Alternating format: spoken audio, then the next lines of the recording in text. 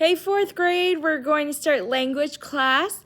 This past week, we've been working really hard on our paragraph about the historical landmark. I hope you've been working hard on the topic sentence, the concluding sentence, and then all the three main ideas about what your building looks like or what your landmark looks like.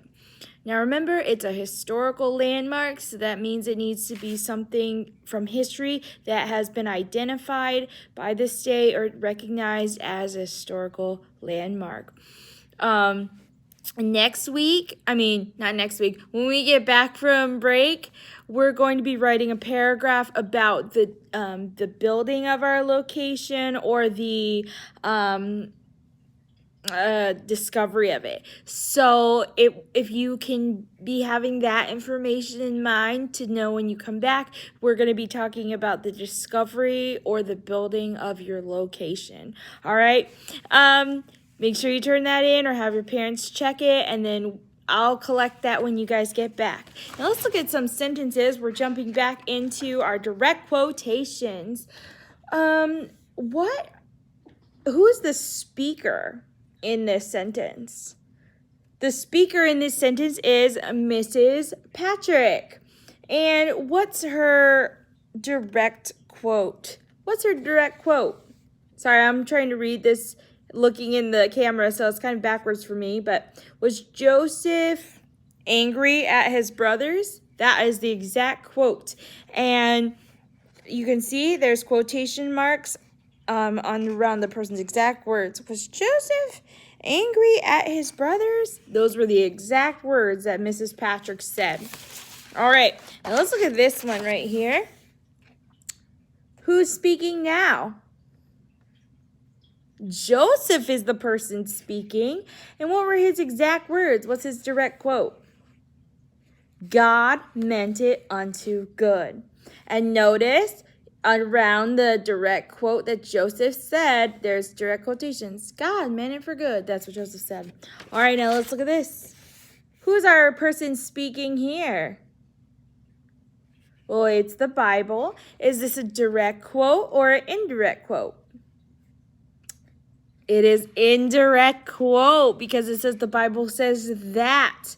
Okay, nobody would get up and say, that Joseph dealt kindly with his brothers. No, it would say Joseph dealt kindly with his brothers. So this is not a direct quote. That's why we do not have quotation marks around it. Go to page 284. Page 284. Oops. You're going to go to take 5. Sorry about that. Go to page 284, take 5, lesson 61. It says use proofreader's marks to mark capitalization. Now remember, we talked about it. Capitalize the first word of every sentence and the first word of every direct quotation. So you would use your 3 lines of your proofreader's marks, and you should have capitalized have in the first sentence, no in the second sentence, let in the third sentence, why in the fourth sentence, and not does. I know that's confusing, but the whole question is, why does Rusty look so guilty? So we only capitalize why because that's the first one. And then number 5, capitalize Rusty. How did you do on that? Did you do well on that? I hope so. All right, now we're going to be talking about punctuation and quotation marks. When we're using our quotation marks, remember it's the person's exact words. So let's say we had Ava said, Elsie, could I go to your house tomorrow? So it was Ava's exact words are, Elsie, could I go to your house tomorrow? So her exact words are, Ava said, her exact words are, Elsie, can I go to your house tomorrow? We would put quotation marks around Elsie, can I go to your house tomorrow? Because these are Ava's exact words. Now, what do we need at the beginning of Elsie, can I go to your house tomorrow? A capital letter, because it's the first word of the direct quotation. Same thing if we said, thanks for my present, Stephen, said Miss Phelan. So I would say, My direct words are thanks for the present, Stephen. So we would put a quotation marks. Thanks for the present, Stephen. Quotation marks, said Miss Phelan. And those are my exact words. And we would put quotation marks around it. And we would capitalize the first word of that direct quotation. We also are going to need to use a comma to separate the words to tell us who's speaking. And now we're going to be looking at the board. All right, let me see if I can switch this around. Yes, I can. Okay, so Mr. Cox said it may snow tomorrow. So what we're going to do is we're going to need a comma to separate the whoever's speaking from his exact quote. His direct quote is it may snow tomorrow. So we're going to put a comma after Mr. Cox said, comma. And we would put a little caret to show that we're inserting it. Mr. Cox said, comma, it may snow tomorrow. Notice it is capitalized because the first word of the direct quotation. We have a period inside the quotes, okay? We put our punctuation, tuck it inside the quotes. It's in the hug. All right, now the next one says, be sure to wear a coat, he added. We have to separate the direct quote from the person speaking. So here, the end of the quote is after coat. So we would put an insert mark and a comma on the inside, all right? So the exact words are, be sure to wear a coat. Those are his exact words. He added, so the speaker is he. And be is already capitalized because the first word of a sentence and the first word of the direct quotation. Now notice we have a comma there and then we have a period at the end. Now this might be confusing, but you're going to put a comma at the end of the declarative quote. So if it's a declarative quote, we're going to put a comma, all right? And we'll put a period at the end of the sentence. But for this one, can we bring our boots? Asked Ryan. This is a question. So for a question, we're actually going to put a question mark inside. And we're going to tuck it inside the quotes like a hug. So we're going to tuck it right here inside. Now notice we put the question mark here and not after Ryan because the actual question is, can we bring our boots? And that's why we tuck it inside the direct quotation. Ask Ryan is not a question, right? Ask Ryan? No, that's not the question. That's a period at the end. But the actual question is, can we bring our boots? That's why we put the question mark inside. Now the last one, I love to sled, exclaimed Leah. Leah is a speaker and her exact words are, I love to sled. Now this part, exclaimed Leah, that's part of we would just put a period at the end. But I love to sled, she's being super excited about that. This is an exclamation or exclamatory sentence. Exclaim Leah, that's not exclamatory sentence. That's just a period at the end. But I love to sled, we would put a exclamation point and add a little caret inside. So just to recap this, if it's a normal sentence like a declarative or a declarative or an imperative, we would just put the comma inside instead of a period. We're not going to have two periods in a sentence. The next ones for direct quotes, if it's a question, we'll put a question mark inside and then a period at the end of it. And then I love to sled, we put a exclamation point in there and a period at the end. And I hope that makes sense. I think the more practice that we have with that, the more it will make sense. Sorry, that was a weird angle. Okay, so what I want you to do right now is go to page 65 of your language book. And we're going to be working on some of these together. So if you're watching this video, we get to do it together, and then you have less to do on your own. All right, so it says a direct quotation is a person's exact words. And we capitalize the first word of every direct quotation. You're going to use commas to separate the words that tell who is speaking from the direct quotation. Going back to these sentences that we had before, Joseph said to his brothers, comma. We separated the quote from who was speaking with a comma. Was Joseph angry at his brothers? Now, this was an actual question, so we put the question mark inside and then a period at the end. We're never going to have a period here and a period here. We would have a comma here. And then the Bible says that Joseph, this is not a direct quote, so we would ignore that one.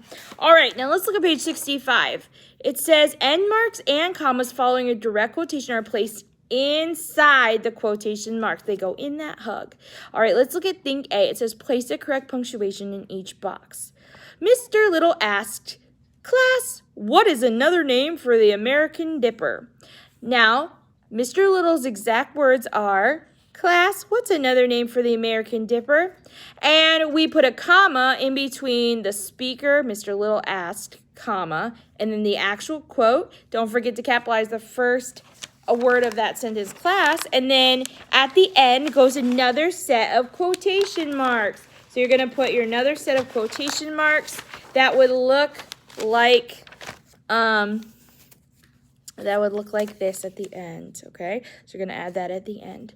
Lucas remarked, I have never heard of such a thing. Now notice we put the direct quotes around his exact statement. I have never heard of such a thing.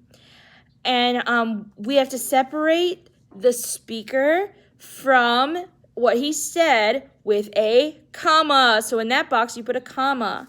Number 3, is it something to use in the kitchen, Avery asked. The speaker is Avery, and her exact words are, is it something to use in the kitchen? She's asking a question, so we're going to put a question mark. No, number 4, oh no, said the science teacher, it is a unique bird that lives near water. Now notice we capitalize O, and then it's a unique bird that lives near water. That is just a statement, and it's at the end of a sentence, so you're just going to put a period inside. Hopefully that makes sense. Number 5, please tell us more, Lucas requested. Well, they forgot to put the other set of quotation marks. Lucas's exact words are, please tell us more, so you put quotation marks. And notice you put a comma inside because it's not the end of the actual sentence, and you put a period.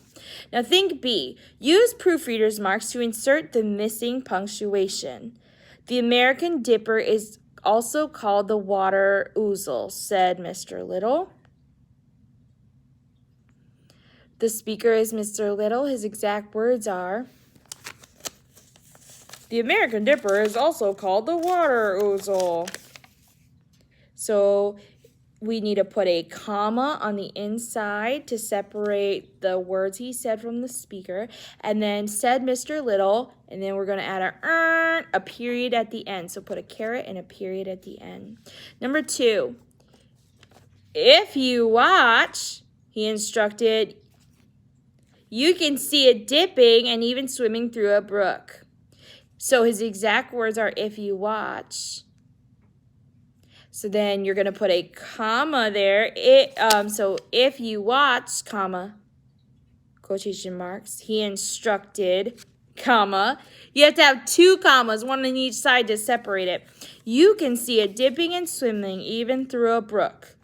You're going to put a period and then the end quotation marks. Did you get all 3 of those? Put a comma after watch and a comma after instructed, and a period at the end. The reason why you put 2 commas there is because you're separating the speaker, he instructed. So you have to put a comma before he instructed and after he instructed because it's in the middle of a sentence. And I know some of you know that, and that's awesome. Number 3, American dippers can be found in parts of the United States, and you can also see them in Canada, Mr. Little remarked. There are 3 things we need. First of all, you probably noticed the period at the end. So you're going to put a period at the end.